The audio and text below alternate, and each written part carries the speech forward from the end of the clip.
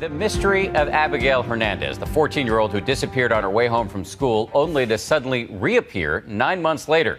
Today, the man accused of kidnapping her went in front of a judge with Abigail right there in the courtroom staring him down. As we come on the air tonight, so many lingering questions looming over this strange case.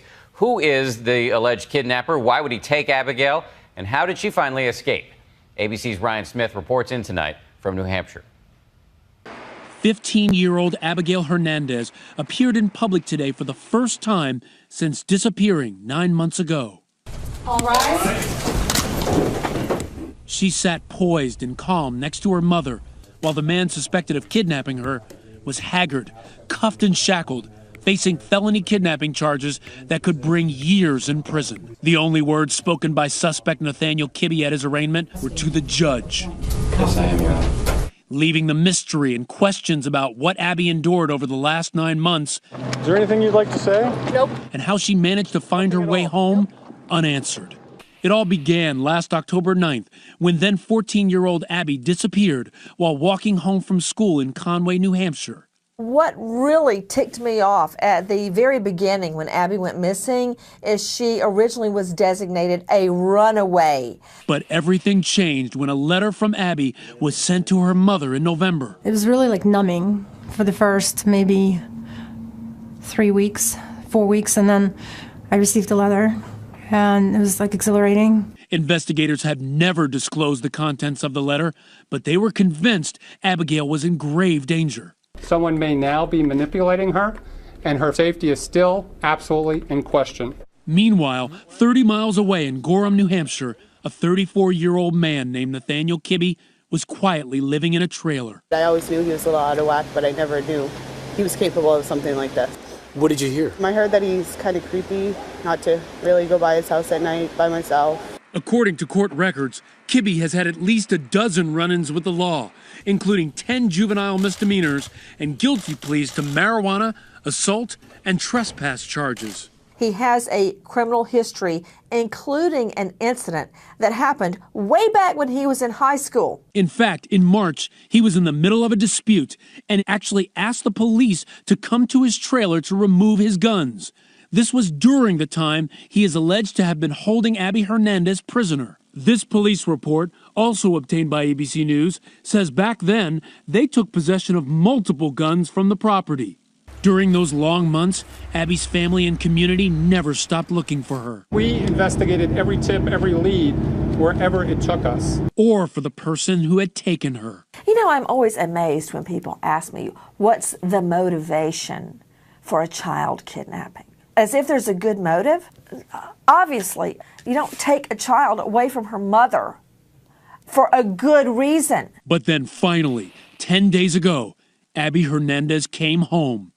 Exactly how is still a mystery. Did she escape?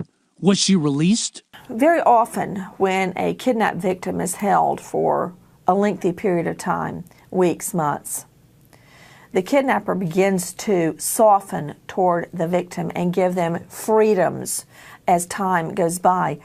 I expect we will learn that because of freedoms given to then 14-year-old Abby Hernandez, she managed to escape. On the website Bring Abby Home, the family released this statement. Abby is safely home with her mom and sister. Thank you to everyone who has shared flyers and offered help and support. But even with Abigail home, there are still more questions than answers. Where has she been, and who had taken her?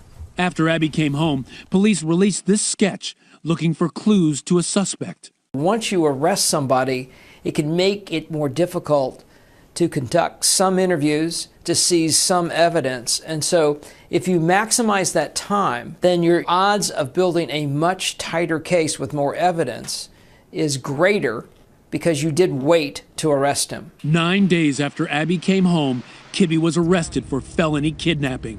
We learned on Sunday night that there was sufficient information at that time to seek and obtain an arrest warrant and search warrants. The SWAT team was utilized. I think it was probably about 2 o'clock in the morning when the SWAT team first arrived, and they planned through the night. Neighbors were shocked. I haven't noticed anything unusual. I would hope that she can't be that close and nobody knew it. That neighborhood is now a crime scene. This is about 20 yards away from the residence of Nathaniel Kibby, the man that authorities believe held Abigail Hernandez against her will. You see, we're blocked off by police tape, and right over there, there's more police tape around his residence. They're still investigating what really happened on that property. Law enforcement is trying to fill in a timeline from the moment that Abby disappeared until she reappeared. They'll take forensic swabs, samples, fingerprints, obviously looking for Abby's DNA, the details of each criminal element they're trying to prove. And my guess is they're going to find additional crimes to charge him with. In court today, a poised and confident-looking Abby watched as Kibby was charged in her kidnapping.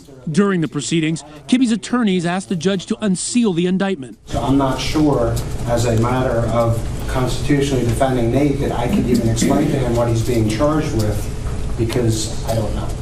I find it very intriguing that Kibby's defense lawyer says he cannot explain to his client what he's charged with. Well, I can do that in case they're watching tonight. Right now, he is charged with kidnapping Class B, as in brother. It carries about 7 years. There's a range, but about 7 years behind bars. It is a felony. It will take months to unravel all the mysteries around Abby Hernandez's disappearance, but tonight, friends of the Hernandez family happy her alleged captor is behind bars. I think the biggest thing is just a sense of relief that he's not out there anymore. For Nightline, I'm Ryan Smith in Conway, New Hampshire.